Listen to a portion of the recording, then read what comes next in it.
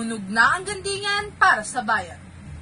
Para sa most development-oriented talk or discussion program, ang pinili ni na Scott Iska ay ang So to Speak COVID-19, Bigat ng Laban, Pasa ng Kababaihan ng CLTV 36. Muli na namang nakakuha ng pagkilala ang premyadong current affairs talk show ng CLTV, ang So to Speak nitong nakaraang Sabado, May 22. Tinanghal na Most Development Talk and Discussion Program, ang episode itong pinamagatang COVID-19, Bigat ng Laban, Pasa ng Kababaihan kung saan tinalakay ang mahalagang papel ng mga babae sa bahay at komunidad lalo na ngayong pandemya.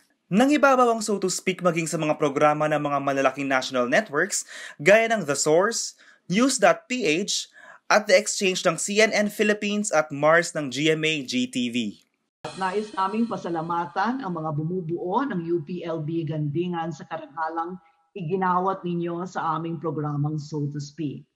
Ang karangalang ito ay alay ko rin sa kapwa namin nominado at higit sa lahat, nais ko rin gamitin ang pagkakataong ito upang ipahayag ang taus-pusong pasasalamat at pagpapahalaga sa lahat ng mga women health workers at mga kababaihan sa mga komunidad. Taong 2008, kinilala si So to Speak host Sonia P. Soto bilang Best Public Affairs Program host ng kapisanan ng mga broadcaster ng Pilipinas sa KBP Golden Dove Awards. 2015, 2016 at 2018 naman nang masungkit ng So to Speak ang Best Public Affairs Program na mula sa nasabing award-giving body.